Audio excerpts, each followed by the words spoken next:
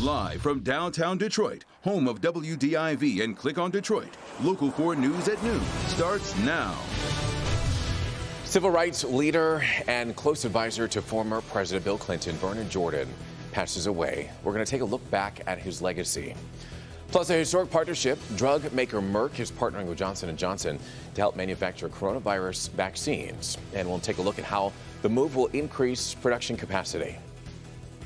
But first, the defenders are getting answers this afternoon after two drunk driving incidents involving on-duty Detroit firefighters.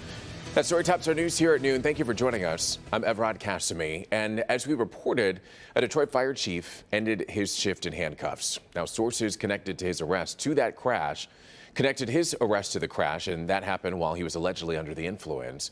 What you're looking at here, what you just saw was a photo of the car hanging over the edge of the Lodge Freeway. And a few days before that, a Detroit firefighter smashed a woman's car with a fire engine, allegedly drinking on the job as well. Sean Lay joins us now live this afternoon with more on this story. Sean, the Detroit mayor is going to be addressing this today. And that's the big next step in all of this, Evrod. Good afternoon to you. Good afternoon, everyone. We're here at Detroit Public Safety Headquarters. 1:15 today. We're expected to hear from the Detroit Fire Commissioner, Eric Jones, the head of the firefighters union as well. Plus, Mayor Duggan, we're told, will chime in on this case, these cases that have really exploded in controversy across the city, which have led to allegations about on-duty drinking allegedly within the Detroit Fire Department. Two drunk driving incidents involving Detroit firefighters in just the past 8 days. The first, the operator of Squad 6, a heavy rescue engine, smashed into a parked car on Detroit's east side while responding to a call of a woman who was very sick. That firefighter was screened for alcohol. The department says he tested over the legal limit. Sources say he and his crew were at a retirement and promotions party at Engine House 50 when the call came in. Sources say alcohol was being consumed at that party. Yesterday morning, Acting Chief 5 did not respond to calls to get to a report of a house fire on Detroit's west side. That veteran firefighter instead was found trapped in a department SUV dangling over the lodge. He was taken into custody for suspicion of drunk driving. Isolated incidents, or as sources within the department say, is there a problem with on-duty drinking within Detroit Fire? That's what the fire commissioner is going to address today.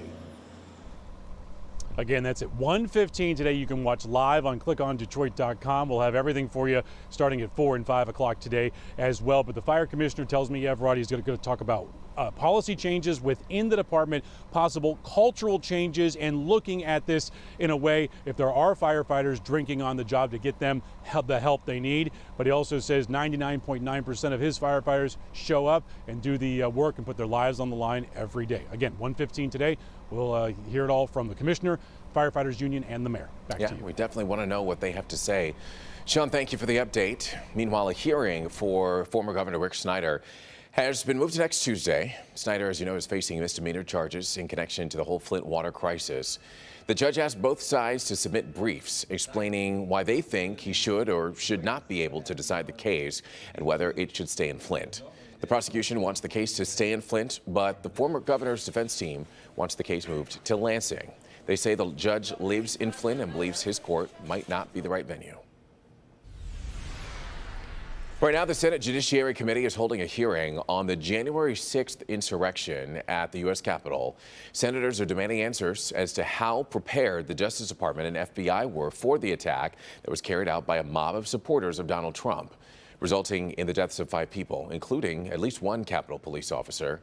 FBI Director Christopher Wray is testifying, and he defined the behavior on January 6th as domestic terrorism.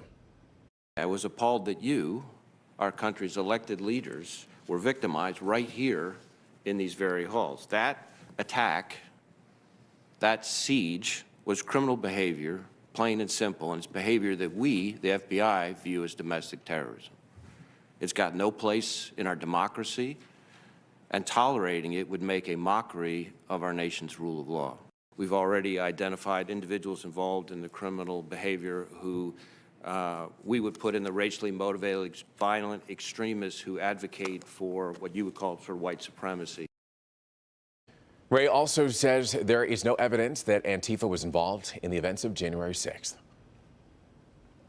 New at noon, Secretary of State Jocelyn Benson announced today that more than 250 election audits confirmed the integrity and accuracy of the 2020 general election. Despite no evidence showing voter fraud, former President Donald Trump has claimed that he won Michigan and its 16 electoral votes. That is false. Benson says the election was the most secure in history. The evidence today shows that where there has been intense scrutiny over this past election in Michigan, we have responded by simply providing even more transparency, even more examination of the evidence. And all of that additional focus has found that indeed the results of the election are an accurate reflection of the will of the people. Benson went on to say that more than 1,300 Republican, Democrat, and nonpartisan clerks, as well as the State Bureau of Elections, participated in at least one audit. Two pharmaceutical companies are teaming up to speed up COVID-19 vaccination efforts. Today, President Biden will announce a partnership between Johnson & Johnson and Merck. And the two companies will manufacture Johnson & Johnson's coronavirus vaccine. Merck is expected to dedicate 2 of its facilities to the effort. And we've also learned that a Grand Rapids pharmaceutical plant, Grand River Aseptic Manufacturing, will play a role in manufacturing Johnson & Johnson's vaccine as well. Let's turn our attention now to the latest coronavirus numbers as the United States has passed 28,665,000 coronavirus cases and more than 514,000 people have died from the virus. These are numbers from the Johns Hopkins University database. Here at home now, we expect an update on the state numbers a little bit later this afternoon. But at 1:15, Detroit Mayor Mike Duggan will be announcing major vaccine access expansion. And then Governor Whitmer will be speaking at 2 o'clock, updating us on the state's response to the coronavirus pandemic. You can watch both of these events on our website. They'll be on clickondetroit.com.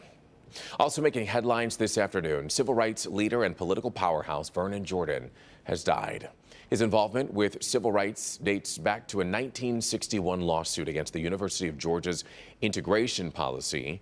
Jordan then worked as a field director for the NAACP before becoming president of the National Urban League. Jordan was also known as a close advisor to former President Bill Clinton. Family members say that Jordan passed away last night at the age of 85. Well, let's turn our attention now to the forecast on your Tuesday afternoon, giving you a live look outside at our beautiful Detroit skyline. Meteorologist Brandon Rue has a look at what we can expect into the afternoon as we started out our morning pretty cold, Brandon. Yeah, and still very cold, even though that beautiful shot from Windsor to downtown, pretty much any live camera we have looks spectacular, but there is a chill in the air. We were flirting with single digits this morning, so we have already rebounded nicely. 30 Metro Airport, 32 in Howell, 30 degrees in Monroe, and there is a little bit of a breeze that likely will pick up a little bit out of the southwest, 5 to 15. Still have wind chills in the teens over in Oakland and Macomb counties, so make sure you're bundled up. We'll see 35 degrees at 2 p.m., a high of 40, but again, plan for a bit of a breeze, keeping it feeling colder. Coming up, we will discuss temperatures flirting with 50, then 60, and any signs of March storms. So far, in like a lamb, Evrod. All right, Brandon, thank you. We'll see you in just a little bit. Still to come here at noon, Minneapolis gets ready for the trial of the police officer who's accused of murdering George Floyd. After the break, we'll take a look at even why the preparations for the trial are sparking controversy. That's next.